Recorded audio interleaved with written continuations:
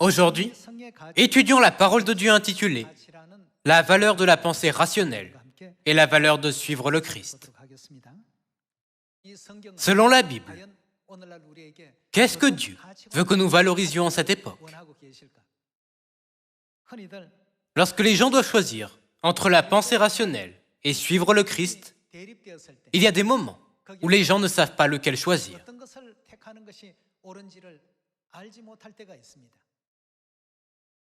Un exemple important a été montré au temps du roi Saül.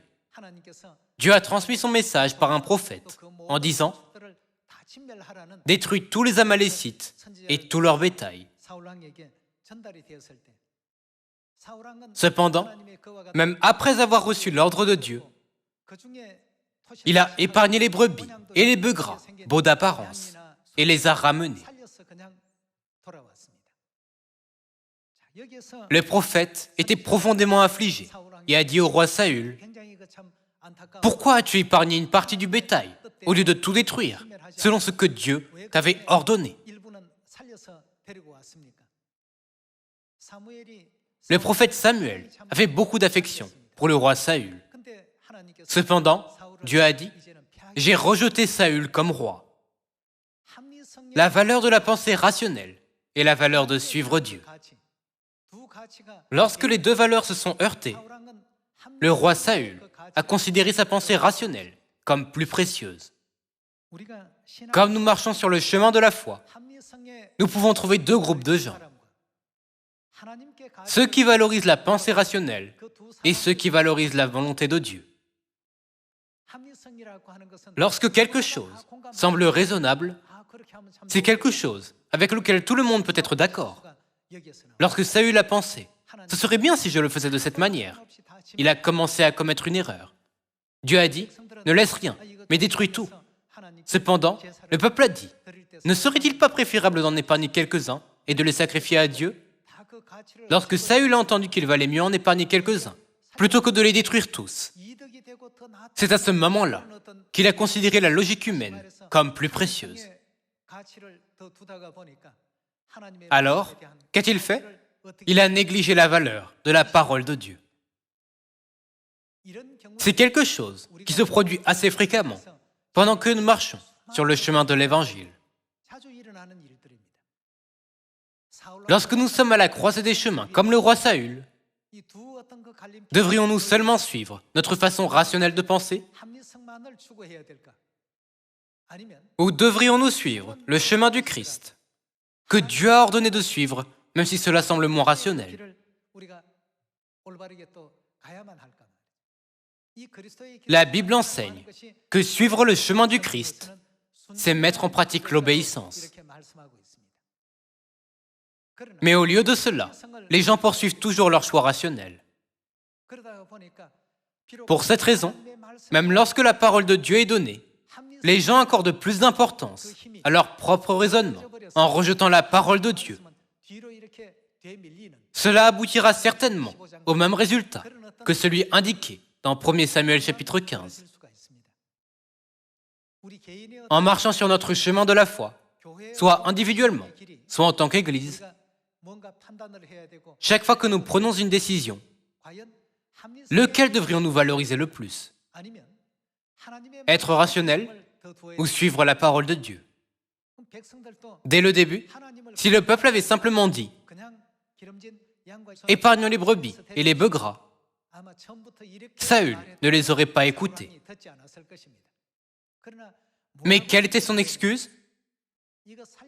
Ne vaudrait-il pas mieux les épargner pour les sacrifier à Dieu? Comme cela, le peuple a mentionné Dieu lorsqu'il était rationnel. Satan essaye toujours de faire peser leur foi aux gens à travers ce genre de situation. Lorsque les Israélites marchaient dans le désert pendant 40 ans, qu'est-ce qui les a fait murmurer et se plaindre? Et qu'est-ce qui les a fait mourir? Dieu a montré sa présence par la colonne de nuée le jour et par la colonne de feu la nuit, et a fait pleuvoir la manne pendant 40 ans afin qu'il n'ait pas faim. Même si Dieu a montré de tels miracles incroyables tous les jours, il y avait une raison pour laquelle ils ont été détruits dans le désert. Quelles pensées ont-ils suivi? Même si Dieu était toujours avec eux, rationaliser ce qu'ils voyaient était plus important pour eux. Au temps du roi Saül, lorsque Dieu lui a dit de tout détruire, s'il avait obéi, il aurait également été remémoré comme un roi qui a montré l'exemple de la foi. Mais il est devenu connu pour sa désobéissance. Frères et sœurs, lorsque les gens autour de nous demandent quelque chose, comme dans le cas de Saül, nous devons nous souvenir une fois de plus de ce que Dieu nous a dit. Si nous faisons continuellement des choix rationnels avec le jugement humain, comme Saül l'a fait, nous finirons par abandonner le saint ordre de Dieu en le considérant comme quelque chose qui n'a aucune valeur.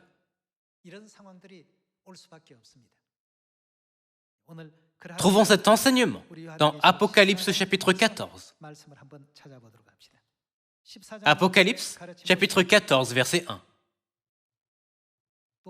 Je regardais, et voici, l'agneau se tenait sur la montagne de Sion, et avec lui 144 000 personnes, qui avaient son nom et le nom de son Père écrit sur leur front.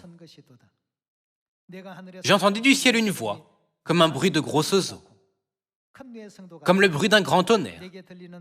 Et la voix que j'entendis était comme celle de joueurs de harpe jouant de leur harpe. Ils chantaient un cantique nouveau devant le trône et devant les 4 êtres vivants et les vieillards. Et personne ne pouvait apprendre le cantique, si ce n'est les 144 000 qui avaient été rachetés de la terre. Ce sont ceux qui ne se sont pas souillés avec des femmes, car ils sont vierges.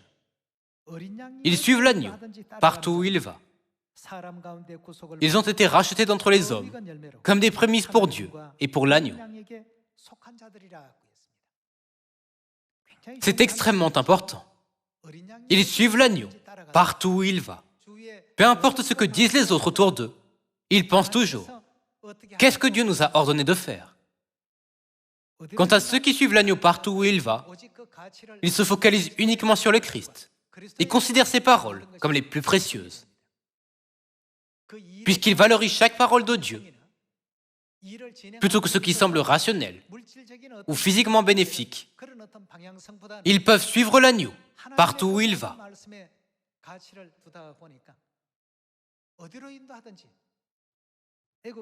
Même au cours du voyage de 40 ans, dans le désert de l'Égypte, à Canaan, puisque Canaan était la destination, ils auraient dû emprunter un chemin direct. Cependant, lorsqu'ils se sont approchés de Canaan, ils ont fait demi-tour. Dieu leur a fait faire un détour et emprunter un chemin plus long. Ils ont peut-être pensé, cela n'a aucun avantage physique pour nous, mais Dieu les a toujours conduits sur ce chemin. En conséquence, le peuple s'est plaint et a murmuré à cause du chemin. Notre destination est sous nos yeux. Pour voyager de Séoul à Busan, vous devez passer par des endroits comme Daegu. Mais lorsque le peuple est arrivé à Daegu, Dieu l'a ramené à Suwon. Donc, le peuple a murmuré en disant « Cela n'a pas de sens. Si nous marchons encore un peu, nous serons à Busan. Pourquoi faisons-nous demi-tour ?» C'est pourquoi le peuple a été mordu par des serpents brûlants. Frères et sœurs, en marchant sur le chemin de l'Évangile, nous ne pouvons pas toujours choisir selon notre préférence. Dans le monde de la foi, il existe de nombreux ordres qui dépassent notre pensée rationnelle. Ceux qui ont été rachetés de la terre, comme mentionné dans Apocalypse chapitre 14, ont mis toute leur valeur sur le Christ, qui est l'agneau.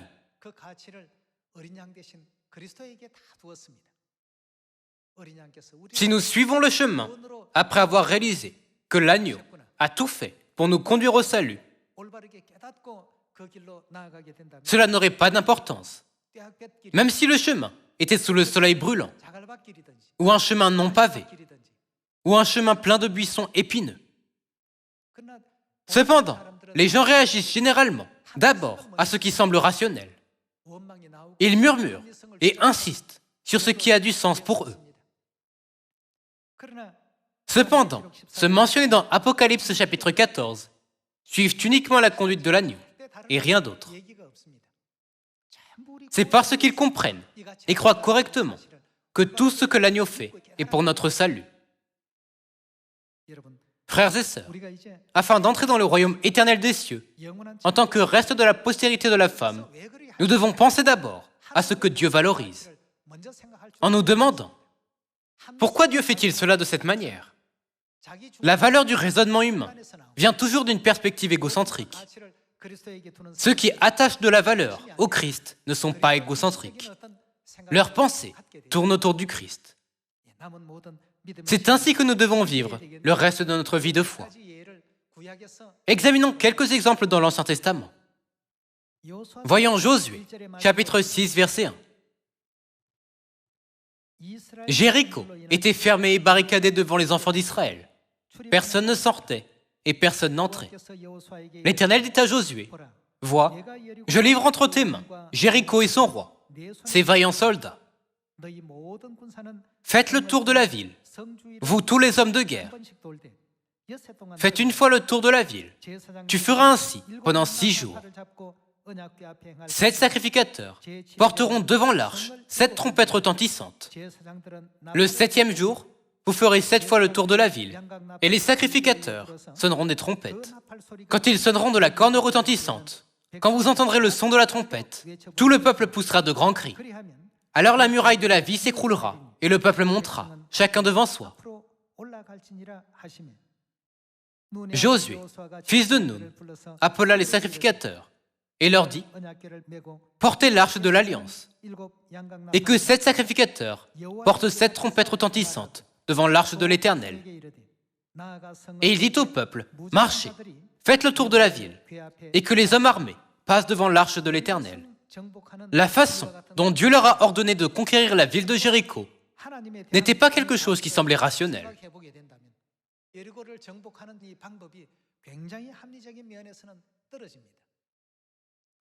Ils gaspillaient leur énergie sans raison. Nous sommes déjà épuisés par la marche dans le désert pendant 40 ans. Pourquoi Dieu nous dit-il de faire le tour de la ville de Jéricho, encore et encore? Ce serait plus facile si Dieu nous disait d'attaquer la ville avec un grand bélier pour faire tomber la muraille.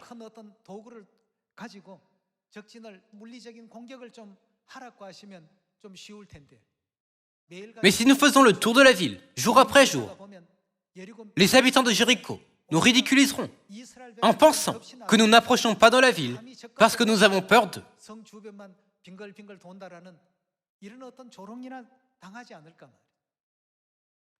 La plupart des gens qui pensent rationnellement pourraient avoir cette pensée. Mais ceux qui ont valorisé le Christ avaient une pensée différente. Qui a ordonné cette stratégie et cette opération? C'était Dieu qui les a ordonnés. Basé sur l'expérience humaine, cela semblait être une méthode impossible. Mais lorsqu'ils avaient 100% de foi dans ce que le salut appartenait à Dieu, ils ont fait le tour de la ville, 1 fois par jour, et 7 fois le 7e jour. Lorsqu'ils ont suivi la méthode que Dieu leur a ordonnée et qu'ils ont crié, une œuvre étonnante et sans précédent a eu lieu. Les murailles de Jéricho sont écroulées d'elles-mêmes. Frères et sœurs, ceux qui essayent de rationaliser murmurent et se plaignent souvent. C'est parce qu'ils considèrent leur expérience passée comme quelque chose de grande valeur. Cependant, en ce qui concerne la parole de Dieu, il y a tant de choses dont nous n'avons jamais fait l'expérience auparavant. C'est pourquoi même le roi Saül a trébuché. Judas Iscariote a également trébuché pour la même raison.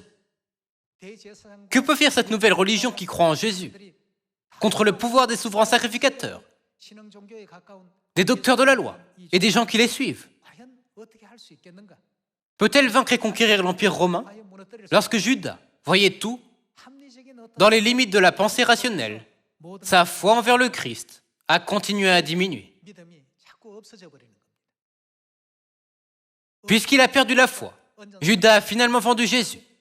Il l'a livré pour 30 pièces d'argent.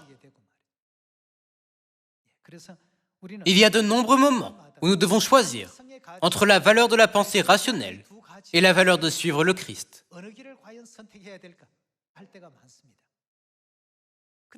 Une option est basée sur sa propre expérience passée. Et l'autre option est l'ordre de Dieu. Lorsque nous serons capables d'abandonner nos pensées, basées sur notre expérience, nous pourrons complètement suivre la volonté de Dieu, n'est-ce pas? Puisque tout ce qui a été écrit d'avance l'a été pour notre instruction, qu'est-ce que Dieu essaie de nous enseigner par sa providence? Nous avons besoin d'examiner de près cette question. Récemment, j'ai pu rencontrer de nombreux frères et sœurs. Lorsque j'écoute chacune de leurs opinions, certains valorisent la pensée rationnelle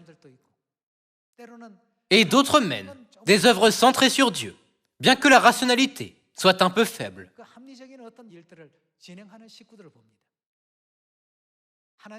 J'ai découvert que ceux qui ont valorisé le Christ en premier pouvaient recevoir de bien meilleurs résultats.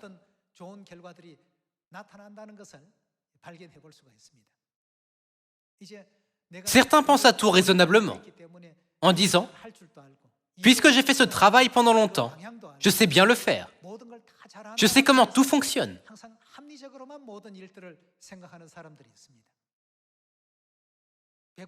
Si leur pensée reste ainsi dans leur vie de foi, le moment viendra, finalement, où ils mettront Dieu sous leur propre pensée rationnelle. En vivant dans ce monde, que devons-nous valoriser le plus?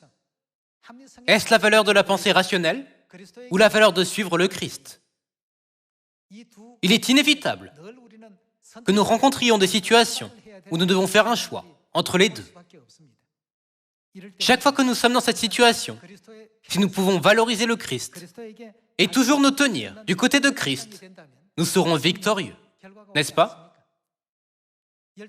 Lorsque les 12 espions ont exploré le pays de Canaan, les 10 espions ont mentionné quelque chose de très rationnel. Ils sont de la race des géants, et nous sommes comme des sauterelles comparés à eux. Ils ont mentionné ces faits en pensant rationnellement. Cependant, il manquait quelque chose. C'était qu'ils ont totalement négligé la valeur du Christ. Qui a promis de leur donner le pays de Canaan? C'était Dieu qui le leur a promis. Alors, ils auraient dû mettre de côté leur pensée rationnelle et s'armer de la valeur de suivre le Christ. Mais puisqu'ils ne l'ont pas fait, ils ne pouvaient s'empêcher de faire un rapport qui a mené le peuple à murmurer et à se plaindre. Cela a causé la mort de tous les Israélites. Frères et sœurs, il est bon d'être rationnel. La capacité de prendre des décisions rationnelles est une qualité très importante que les humains possèdent. Cependant, si nous appliquons des choix rationnels à chaque affaire, notre monde de la foi s'effondrera complètement.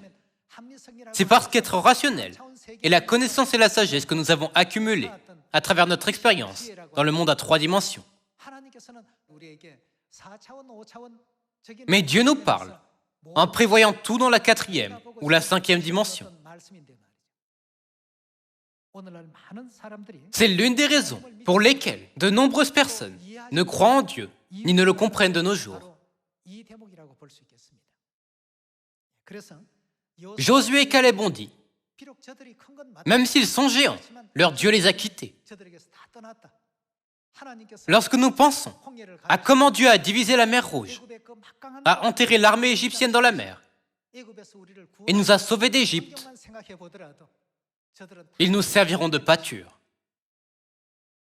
Nous devons comparer Josué et Caleb, qui ont valorisé Dieu, avec les 10 espions, qui ont tenu compte uniquement de ce qui leur semblait rationnel. Nous devons jeter nos pensées. Nous sommes plus forts quand nous avons plus, et nous sommes plus faibles quand nous avons moins, en marchant sur le chemin de cet évangile. Qui est toujours avec nous? Dieu est avec nous. Dans Matthieu chapitre 28, jusqu'à quand a-t-il dit qu'il serait avec nous? Quant à vous qui êtes baptisés au nom du Père, du Fils et du Saint-Esprit, et qui prêchez l'Évangile, je serai avec vous jusqu'à la fin du monde. Donc, allez et faites de toutes les nations des disciples. Enseignez-leur à observer tout ce que je vous ai prescrit. Nous ne parlons pas anglais. Comment pouvons-nous aller dans la Samarie et jusqu'aux extrémités de la terre? Nous ne parlons pas arabe. Comment pouvons-nous y aller? Je ne parle pas espagnol. Comment puis-je aller et prêcher dans les pays hispanophones? Il y a de nombreux pays francophones en Afrique, mais je ne parle pas français. Comment puis-je y aller? Pour de nombreuses personnes, le jugement rationnel passe en premier. Un être humain ne peut s'empêcher de juger de cette manière. Cependant, que devons-nous ajouter à notre décision? Nous devons y ajouter la valeur du Christ, en disant « c'est la réalité ». Mais Dieu nous a dit qu'il a déjà ouvert le chemin pour nous, n'est-ce pas? Les gens peuvent réaliser la vérité après avoir lu les livres de vérité en français, garder le sabbat et la Pâque, et devenir les ministres de l'Évangile qui peuvent prêcher dans les pays francophones. N'est-ce pas possible? Nous ne savons pas comment tout est lié, mais Dieu sait et gère tout. Voyons un verset de plus. Juges, chapitre 7, verset 1. Jérubbaal, qui est Gédéon, et tout le peuple qui était avec lui, se levèrent de bon matin et campèrent près de la source de Harod. Le camp de Madian était au nord de Gédéon, vers la colline de Morée, dans la vallée. L'Éternel dit à Gédéon, « Le peuple que tu as avec toi est trop nombreux pour que je livre Madian entre ses mains. Il pourrait en tirer gloire contre moi et dire, c'est ma main qui m'a délivré. Publie donc ceci aux oreilles du peuple, que celui qui est craintif et qui a peur s'en retourne et s'éloigne de la montagne de Galaad. 22 000 hommes parmi le peuple s'en retournèrent et il en resta 10 000. Pourquoi 22 000 hommes s'en sont-ils retournés? Pourquoi étaient-ils craintifs? C'est parce qu'ils ont valorisé le raisonnement humain. Ils avaient seulement 32 000 hommes, mais leur ennemi avait 135 000 hommes. Lorsqu'ils ont calculé rationnellement la situation actuelle, ils ont vu qu'ils étaient en infériorité numérique et qu'ils n'avaient pas autant d'armes. Cependant, lorsque Dieu leur a dit de réduire le nombre d'hommes, ils se sont dit, non, c'est impossible. Si nous partons en guerre contre eux, nous serons tous tués pour rien. C'est pourquoi 22 000 hommes s'en sont retournés. Ils étaient ceux qui ont valorisé ce qui semblait rationnel. Cependant, s'ils avaient valorisé Dieu, ils n'auraient pas été craintifs, même s'il y avait 1 350 000 hommes au lieu de 135 000. Dieu considère cette terre comme une goutte d'un seau et comme de la poussière sur une balance. Ceux qui valorisent Dieu ne se conforment pas à une façon rationnelle de penser. En regardant l'histoire passée, nous devons comprendre où attacher de la valeur. Devons-nous valoriser notre façon rationnelle de penser ou Dieu? Continuons avec le verset 4. L'Éternel dit à Gédéon, « Le peuple est encore trop nombreux. Le nombre de leurs ennemis est resté à 135 000. Mais Dieu a dit à Gédéon, « Le peuple est encore trop nombreux. » Si Gédéon avait été quelqu'un qui n'a pas valorisé Dieu, il aurait été paniqué en disant, « Oh Dieu, comment peux-tu faire cela? Nous avons besoin de plus de soldats. Mais tu nous dis de réduire le nombre d'hommes. Que veux-tu que nous fassions? Je ne peux plus faire cela. » Cependant, Gédéon a tout fait selon ce que Dieu avait ordonné. Il a cru qu'il devait y avoir un plan incroyable puisque Dieu était avec lui. Comme les saints mentionnés dans Apocalypse chapitre 14, Gédéon a pensé, nous suivrons Dieu partout où il va. Voyons comment Gédéon a volontairement exécuté la parole de Dieu, prêt à obéir avec un cœur reconnaissant et joyeux. L'Éternel dit à Gédéon, le peuple est encore trop nombreux. Fais-les descendre vers l'eau. Et là, je t'en ferai le triage. Celui dont je te dirai que celui-ci aille avec toi, ira avec toi. Et celui dont je te dirai que celui-ci n'aille pas avec toi, n'ira pas avec toi. Gédéon fit descendre le peuple vers l'eau. Et l'Éternel dit à Gédéon, tous ceux qui laperont l'eau avec la langue, comme lappe le chien, tu les sépareras de tous ceux qui se mettront à genoux pour boire. Ceux qui lapèrent l'eau, en la portant à la bouche, avec leurs mains, furent au nombre de 300 hommes. Et tout le reste du peuple se mit à genoux pour boire. Comme nous le savons très bien, voilà ce qu'il s'est passé. À la fin, seuls 300 hommes sont restés, et les autres ont été renvoyés. Avec ces 300 hommes, Dieu a fait quelque chose que Gédéon n'avait jamais imaginé possible. Avec les 300 hommes qui sont restés, Dieu a mené quelque chose d'inimaginable. Bien qu'il n'ait que 300 hommes, il n'y a pas eu de mort ni de blessés. Lorsqu'ils ont suivi la conduite de Dieu, qu'ont fait les Madianites les uns aux autres? Les Madianites se sont pris pour leur ennemi et ont tourné l'épée les uns contre les autres. Un grand nombre de personnes a été tué cette nuit. C'était vraiment incroyable de voir comment Dieu a mené sa providence. Cette œuvre de Dieu se rapporte-t-elle uniquement au temps de Gédéon et non à notre temps présent? Dieu, qui a mené cette œuvre au temps de Gédéon, mène toujours l'Évangile en cette époque. Je ne dis pas qu'être rationnel est mauvais.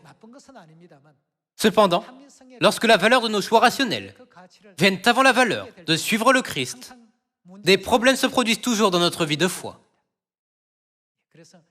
Par conséquent, quel que soit le genre d'enseignement qui vient de notre Père et de notre Mère, nous devons toujours considérer la valeur de suivre la parole du Christ comme plus grande que la valeur de notre façon rationnelle de penser, n'importe quand et n'importe où. Ce n'est qu'alors que nous pourrons mettre en pratique l'obéissance et entrer dans le royaume des cieux. À quel point Isaac a-t-il dû être précieux? Né d'Abraham, âgé de 100 ans.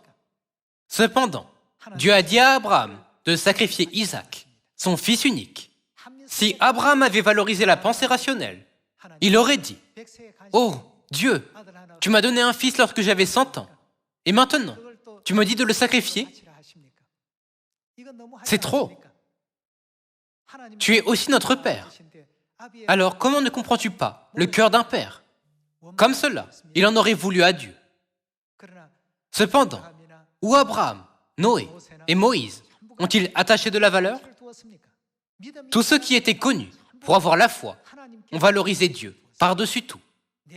Même lorsque vos pensées vous disent d'emprunter ce chemin, si Dieu dit « allez par là », c'est le bon chemin. Donc, Abraham a emmené Isaac sur la montagne de Morija sans consulter sa femme.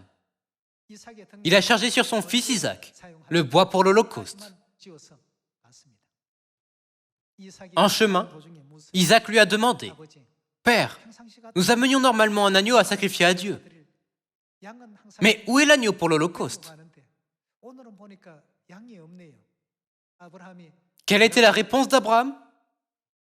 Abraham ne pouvait pas dire « Tu es l'offrande ». Au lieu de cela, il a répondu « Dieu s'en pourvoira à lui-même ». Il a élevé un autel et a rangé le bois.